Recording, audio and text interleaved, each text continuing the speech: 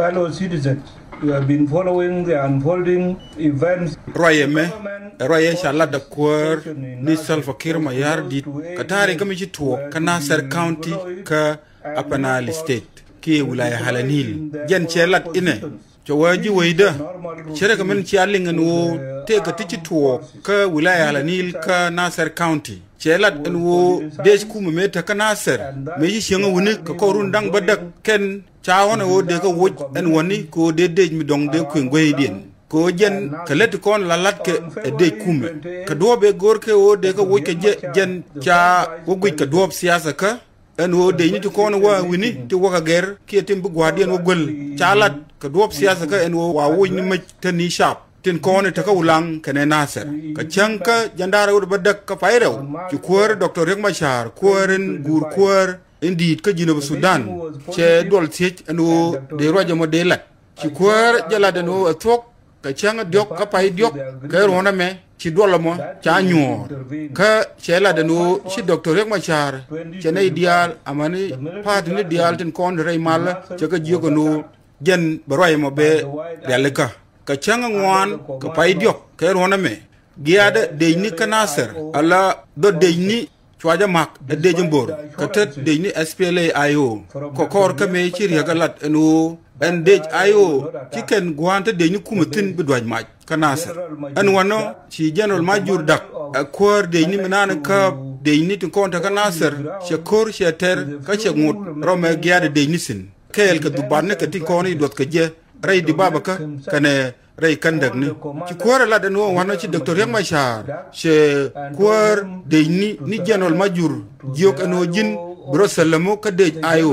wano ci general majur jelok eno Broselamo ka dej ayo ci kuara latbo eno Dr. Riek Machar jen ca jiwen ten konta ka junub Sudan caga jiyoga no kwa dej ni kuma mata rayra ka Nasser jen telmi jiyeng mu to ka je kan wano ci UN ca jiyen ka renyali ca waka Nasser ko be general majur wonong kana dej ni ka kel ci kuar Salva jalat eno kay chanka bakel ka pay diok ame ci helicopter nyin UN ci ka wa ka Nasser ka an wano ka gwas mi cha dej ayo cha ga joga no bigara non ka gwante general major sin ko brenial be nyur ci ngot ci renal ci wa ga dwaj maj duno ci kan du bat ki e kwar de ni dang welkel ci kan ga nong ka kakel ci kuar general major ci la da no jen ci bu wa ka renal nang de ni ko baba nang ne ke jok ci de ni ka dial ci ka sok ka nong ci kuar Salva jalat ray roide en wo GUN ci kan Dr. Riek Machar la rik tin ko ni to ko kor ka me won kene eno da kan general major wa kap krenial ka Nasser ci kuar Salva jalat eno wano ci Dr. Riek Machar ci ngot mala de jeno en Nasser point de teta da ayo ci kuar Salva jalat eno wano ka changa baro ka pay diok ame ci renel daraw ci ga jien ci ko waka Nasser ko de ni kume kene general majur de ko kamrar wano ci renel ci ga jien ko runwang ci ko waka Nasser ka me ci kana hon ekuen ke general majur re renel kana ko de ni ke ci kuar Salva jalat re roide eno ci ware ni alen ci anyo ko doñ maj wano ci kuar Salva jalat ko ci toratuo a jenne ba jiwoj ka junub Sudan bagala lare no general majur dak jen point de charam ci yede jien kana dubat ka kel rey kuram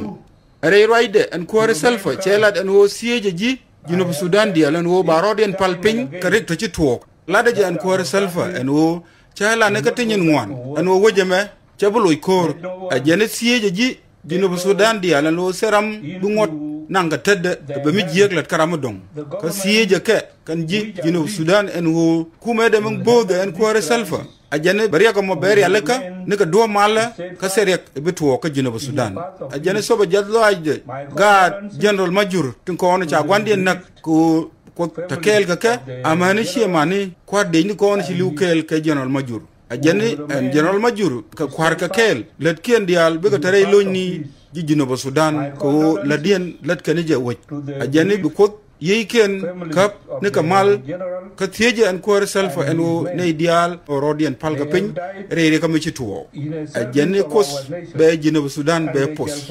royame chari alaka muktab nana la lat ka lat lari ka tadde ka muktab kuar junub Sudan. And once again I call for calm nationwide. May God bless you all. May God bless South Sudan. Salva Kiir Mayardit.